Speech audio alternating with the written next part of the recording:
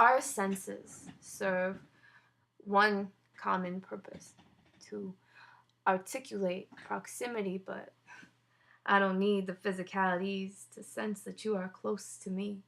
Could swear this hatched right from the shell of universal destiny, innately spread its wings to soar midst all it could evolve to be.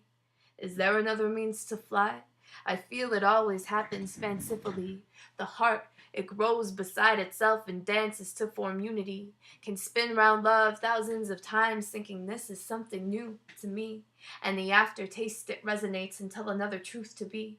A soul does not lose hope, although it questions its immunity. And I could question why I've spent my life in search of one thing true to me. A yearning for consistency, unbreached fluidity, as uncanny as the notion of conflict-free community. It just makes no sense to ponder rationally.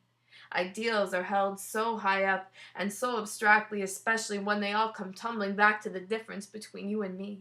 In this, I must admit I haven't been the person that I strive to be. What's worse is that I haven't been the person that I want to see. Call me a narcissist, the world's a pool. I've been disillusioned by my vanity, spat in the reflection to challenge the definition of insanity, dove deeper and deeper into you to hit the places where only skulls and bones stare back at me. I'm sorry. I'm sorry beyond my selfish need for subjectivity. An ocean of emotion ebbs and flows around me to think of the things I stuck to when I think of vulnerability.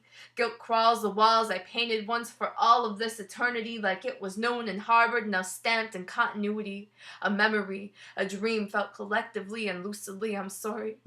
I'm sorry beyond my selfish, unending need for objectivity, as sorry as the ocean that ebbs and flows after kissing the sand briefly and departs and creates dissonance in its unbreached fluidity, taking eons to be touched again by the exact same particles of sea, but bound together by some great force that encompasses all that was and never will be. So I know that this may seem so small, but it could almost kill me to think of all your beauty and all your vulnerability, how you presented me with a part of yourself wrapped in sensitivity. Flower in spring, you unfolded gracefully and naturally. Only now I see the strength it took to say, for you, I feel this truly. And how I did not respond on principle of being rebellious and unruly, but you did not want to tame me. You just wanted us unduly. Times like this, I wish I could just hug and hold you next to me, as though a kiss could turn all this to all it was supposed to be. Like we would merge and integrate, move together, even when we're moving separately. It's times like this I wish I could just carry you around with me. I'm sure I shrunk you down sometimes to suit that perverse fantasy. I could live our whole life over again in the tone of an apology, and yet still I question my psychology. Do I desire your forgiveness or your happiness predominantly? If this is what it takes, then go ahead. Stay mad at me, because when your resentment breaks, this is the picture you will see, the one I took 600 words to paint. Well, 643. The one with that telescopic lens in your heart that focuses on the artistic sides of me. The one with that phonograph in your head that hears me loud and clearly. The one that ignites voodoo flames in your soul that burns the whole world synchronistically. See, I don't need the physicalities to sense that you are close to me.